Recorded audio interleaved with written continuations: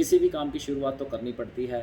तो आज योगा डे है, अपने स्वास्थ्य के लिए आज से शुरुआत करें, स्वस्थ रहने के लिए योगा, जिससे कि आपका तन, मन, शारीरिक और मानसिक रूप से जो आपको स्वस्थ रखेगा।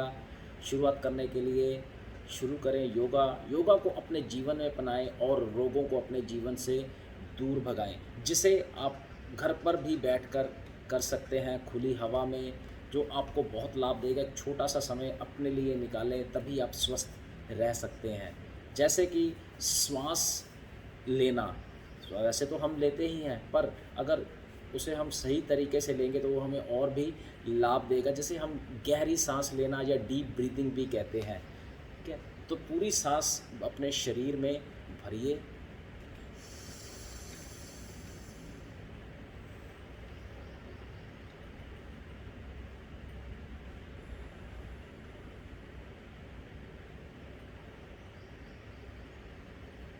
इसमें ध्यान देने वाली बात यह है कि जितने सेकंड में आप सांस को लेंगे, पूरी तरह से अपने अंदर शरीर में श्वास को भरेंगे, पेट में, चेस्ट में और अपने कंधों में, और उतने ही समय में धीरे धीरे आपको वो श्वास को बाहर निकालना, ये बहुत ज़रूरी है।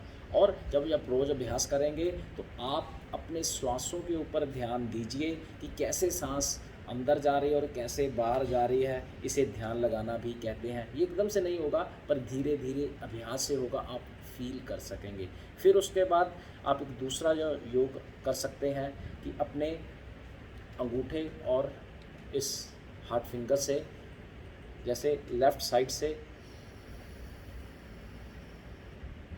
श्वास भरा और फिर दाईं ओर से श्वास को निकाला, फिर दाईं से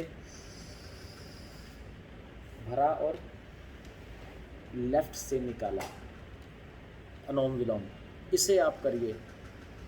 और तीसरा, दाईं नाक को, नासिका को दबा के रखिए और बाएं से सिर्फ सांस लेना है,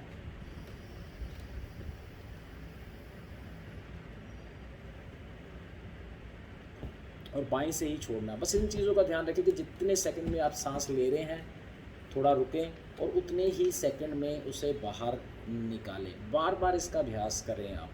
तो अगर ये लेफ़्ट वाला करते हैं ऐसे, एक ही नासिका से सांस लेना, अगर आपको बीपी की प्रॉब्लम है, आपको गुस्सा ज़्यादा आता है, तो इससे आसन से आपको लाभ मिलेगा। ये हमारी चंद्र नाड़ी रहती है जो हमारे शरीर में ठंडक पहुंचाती है, और ये आपके माइंड को, मस्तिष्क को भी मजबूत करेगी, जिससे कि आप अपने फैसले लेने में सक्षम रहेंगे।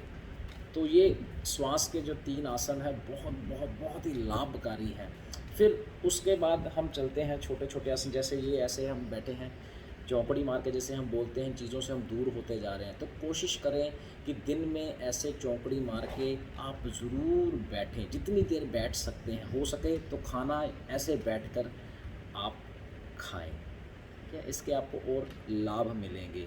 फिर उसके बाद अगर हम एक और बड़ी आसन की बात करें तो वो है, जैसे हम बटरफ्लाई भी बोलते हैं, ओके। और आप ये महिलाओं के लिए तो ये वरदान की तरह आसन है। फिर उसके बाद एक और ज़बरदस्त आसन, जिसे वज्र आसन कहा जाता है।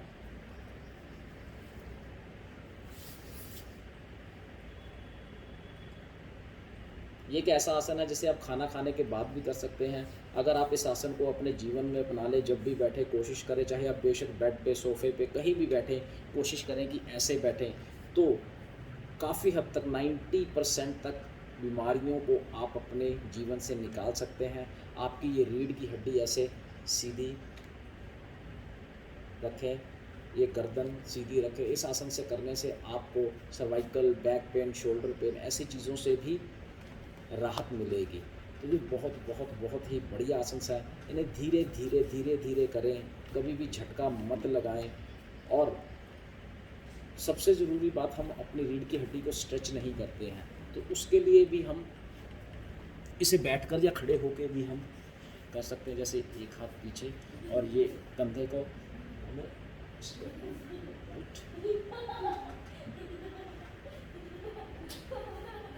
पीछे देखना है, इस उसे जोड़ लो।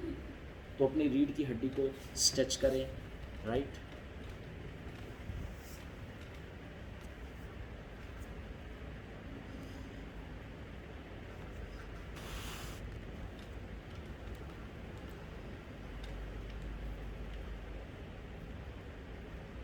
घुटनों के बल, पीठ को ऊपर की तरफ और मुंह को अंदर की तरफ लेके जाना है और सांस छोड़नी है। और जैसे ही आप फिर इसको ऐसे कमर को अंदर की तरफ और सांस लेना है।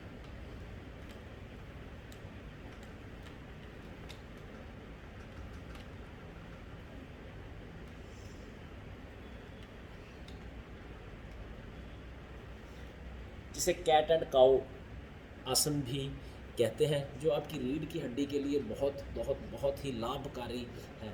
तो ये छोटे छोटे आसन, छोटी छोटी क्रिया करके आप अपने आप को अपने घर पर ही स्वस्थ रख सकते हैं। बच्चों को करवाएं, आपके घर में जो भी हैं उनको ये करवाएं, तो पूरा परिवार स्वस्थ रह सकता है। करिए और दूसरों को भी प्रेरित करें इन योगा आसन को करने के लिए।